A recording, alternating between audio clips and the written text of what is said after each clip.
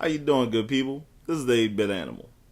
Okay, so today's game is actually the story behind today's game actually starts in 1990, February of 1990. Mike Tyson is an unstoppable juggernaut in the heavyweight boxing scene. He's the world champ. Nobody can beat him. He knocks out everybody within the first round of the fight. So he has a tune-up fight basically for Evander Holyfield in the Tokyo Dome in February of 1990. And his opponent is a journeyman heavyweight, little known boxer by the name of James Buster Douglas. Buster Douglas has been, he's been knocked around. He hasn't had any breakthrough wins, anything like that. But he shows up for this fight ready to fight. Mike Tyson does it.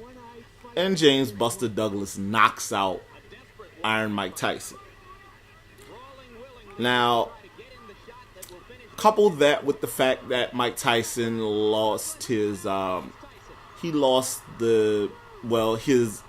endorsement deal with Nintendo ran out just before this fight, and that sets the stage for this really ironic thing that happened. Nintendo no longer has the world heavyweight boxing champion in their stable.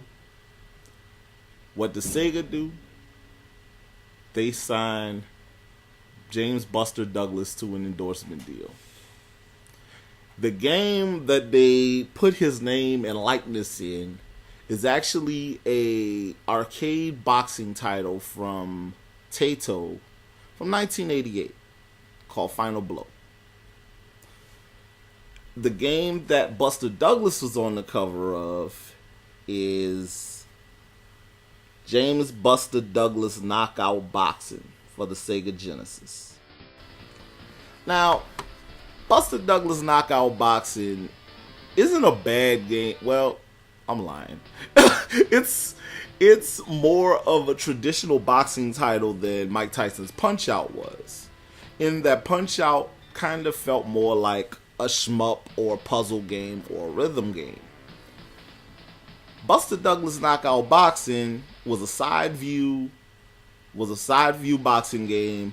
These two large sprites were basically very few parts of their body actually moved together. It was all pretty much independent movement. You press one button to punch with the left arm, one button to punch with the right arm. If you get punched in the face, your head kind of does this weird jerky motion, which is the result of the fact that all of the boxer sprites were the same except for the head and the skin tone and the trunk color, the trunk and glove color. Like it was pretty much everybody was built the same regardless of their height, their weight, and all that. But knockout boxing, you pick through one of 5 boxers, one of which is Buster Douglas, who replaces Detroit Kid in the arcade title. You fight through a series of boxers, win the title, then you have to fight through again, kind of like pro wrestling on the NES did, where you fight through again to defend your title, and then you come to the final match.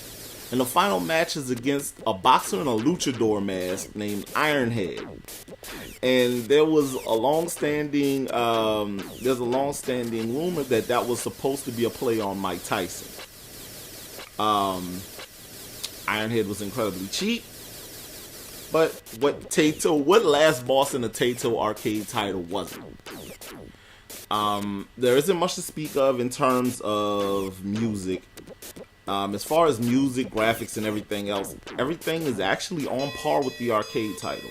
So in terms of that, Buster Douglas Knockout Boxing is a success.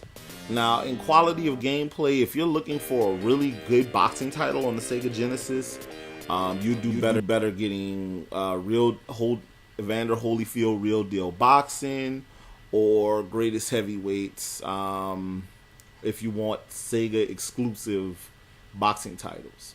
Other than that, there were a load of different boxing games for the Genesis, so you have your pick of what you want to play.